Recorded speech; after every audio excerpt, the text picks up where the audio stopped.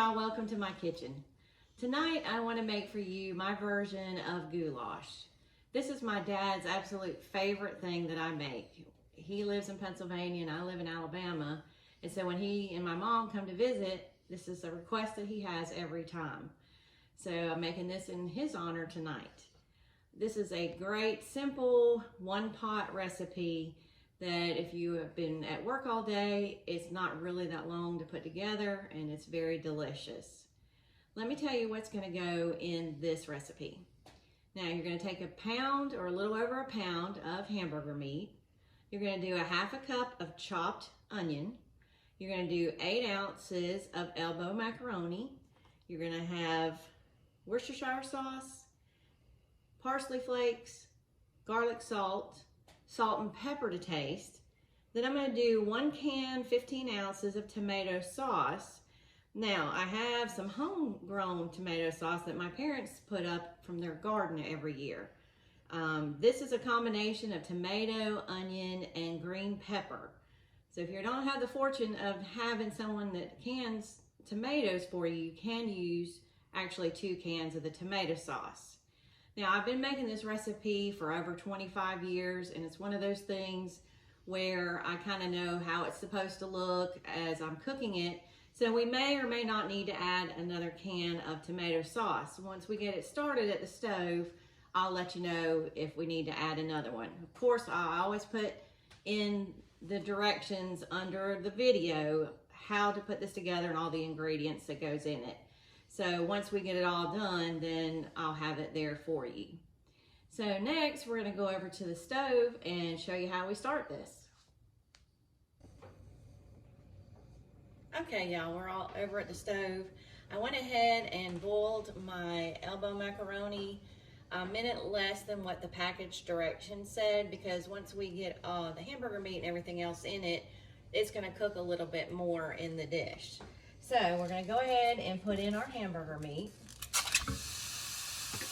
and our onion. Now I'm using really lean, like 93% hamburger meat, so I won't need to drain this. But now if you're using a more fatty hamburger, you're going to probably need to drain it, because you don't want a lot of grease in this dish left in the pan while it's cooking. A little bit's okay, because it will add some flavor to it. The other great thing about this is you can actually double this recipe, and it'll feed about 8 to 10 people.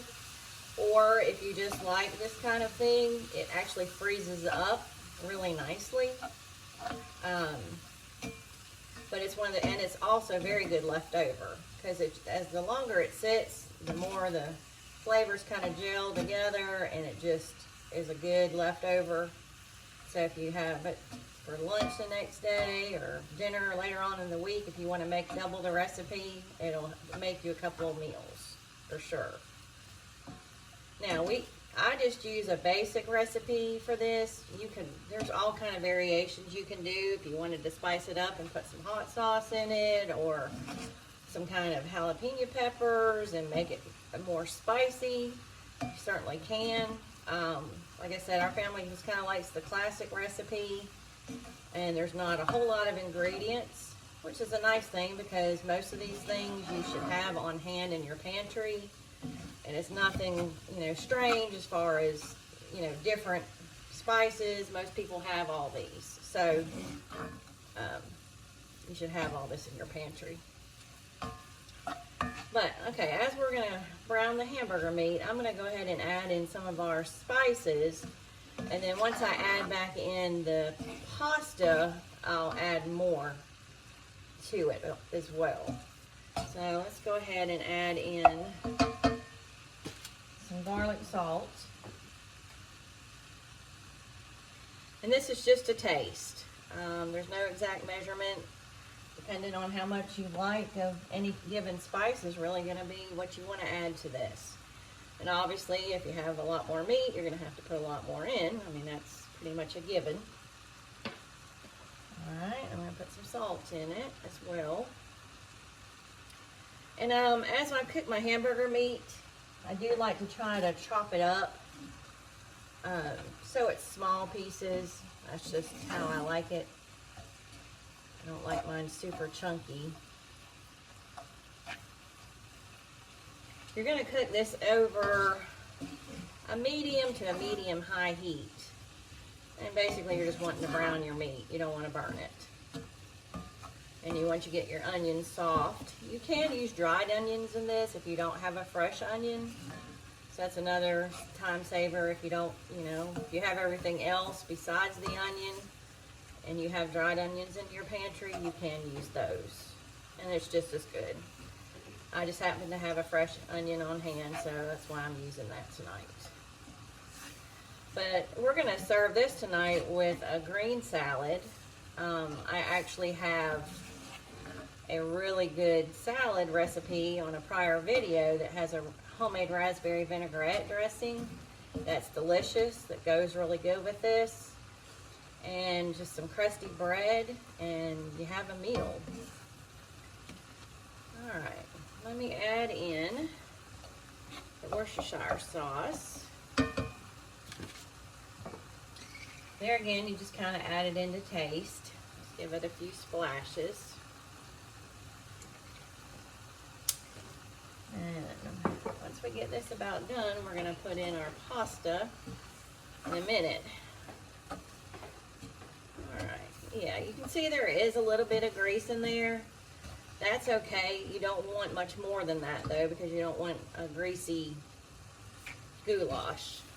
But some of the grease does help flavor this dish, so don't drain it completely unless you're just really on a really health-conscious, low-fat diet. Then you would want to drain it all, but then you might have to add some other liquid to it.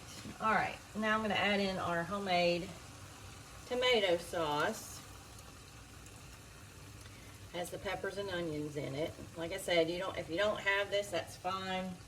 You can just use regular tomato sauce.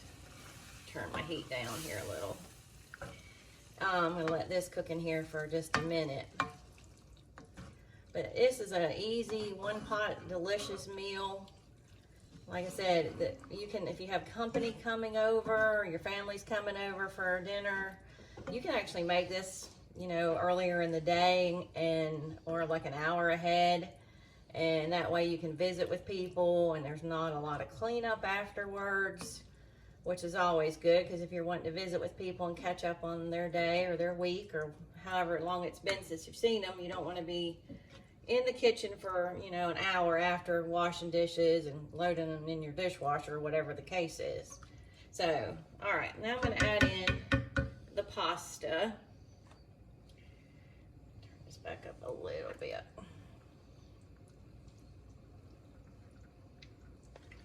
All right, let me give that a stir.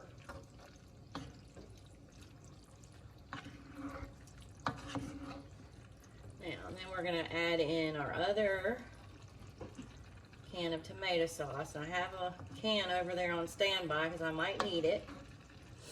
And like I say, once I get it all together, I kind of know if it's going to need another can or not. Because the homemade tomato sauce is a little more watery. It's not as thick as a canned tomato sauce. So it does cook up a lot up in this recipe, so I may end up having to use 2 of these cans. Let's go ahead and put this one can in and see how it is. And then we're going to want to season all this again since we've added other ingredients in it. All right, give that a stir. Like I said earlier, this is one of my dad's favorite things that I cook. He loves it, and I try to make it for him every time I see him, which is only a few times a year. This year I haven't seen him at all with all the COVID and everything going on. A lot of people aren't traveling like we would normally be, but that's the unfortunate thing. I don't get to see my family like I like. So, and fortunately though, my kids all live close by, so I do get to see them on a weekly basis, except for my one son who travels, but he's actually home. So he's actually going to be eating this with us tonight. All right, as you can see, I think that's good. I don't need any more tomato sauce. I'm gonna add in a little bit more seasoning. And then we're gonna add our parsley flakes for some color and some more taste. If you watch any of my other recipes, you know I use a lot of parsley. I use it in quite a few recipes. It's just a good spice to have. It gives you a nice color in your dishes. I'm just adding some more salt, pepper, and garlic salt. Of course, people can always add salt at the table, which my husband always does. He likes a lot of salt in his meals, so he adds a lot at the dinner table, which that's fine. Till the doctor tells him it's not, but anyway, that's another subject. All right, let me add the parsley. And this is what we're having for dinner tonight. I really hope that y'all try this recipe. And I hope that y'all will let me know how you like it. I hope that y'all subscribe to my channel. I hope that you will click on the bell to get notifications of upcoming videos that I've got. And thank y'all so much for watching. Have a great day.